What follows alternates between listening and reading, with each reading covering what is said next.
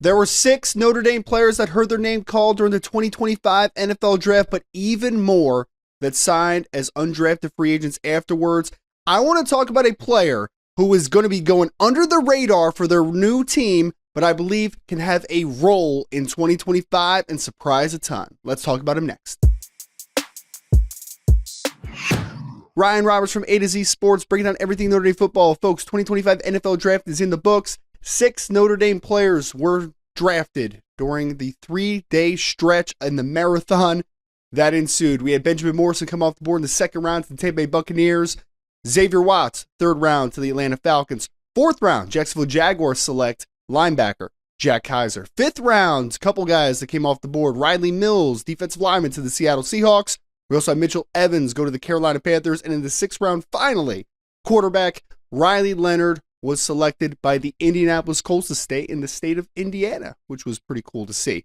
But I want to talk about some undrafted free agents, and actually one in particular, because we've seen Jordan Clark sign with the New York Jets already have seen several other guys, but I want to really talk about one in particular.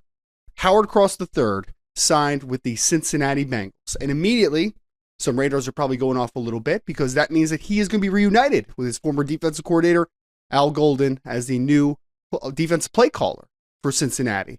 I really like this fit for several reasons, okay? First and foremost, Howard Cross went undrafted this year because smaller body, smaller frame, but more than anything, he was banged up all year. You'll talk to scouts and see Blesto grades before the season. Howard Cross had a lot of early day 3 grades, 4th to 5th round grades on him. Unfortunately, he was not as good as he was in 2023 because he was hurt from the onset of the season, and then he got more injured during the middle section of the season, and he was hobbled. I mean, anybody that saw him play know that he was playing maybe at 50% by the end of the year. Like, it was a very injury-riddled season. And it was troubling because for an undersized guy, he needs his explosiveness. He needs that pop off the line of scrimmage. He did not have that. So you saw I don't want to say bad, you saw lesser film than what you saw in 2023, and that did not overcompensate for the lack of size. So he goes undrafted. I still love the possibility of Howard Cross as long as he's healthy. Now, that is, we'll see if he's able to stay healthy ultimately on the NFL level. But if he is, then that means that the Cincinnati Bengals have a steal on their hands as an undrafted free agent because he would have been drafted, even in a deep defensive tackle class, if he just repeated what he did in 2023 on full scale, had a healthy draft process. I believe that Howard Cross would have been drafted.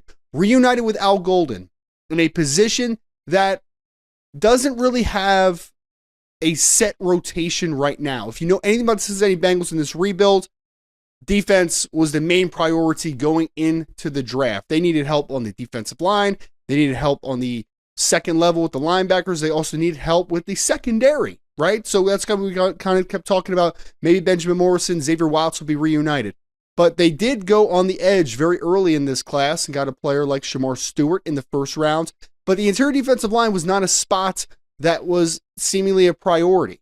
But I really believe that if Howard Cross is healthy, he has a chance to find a roster spot in 2025. And he finds a roster spot, depending on health of others around him or the impact that he's making on a day-to-day perspective in practice.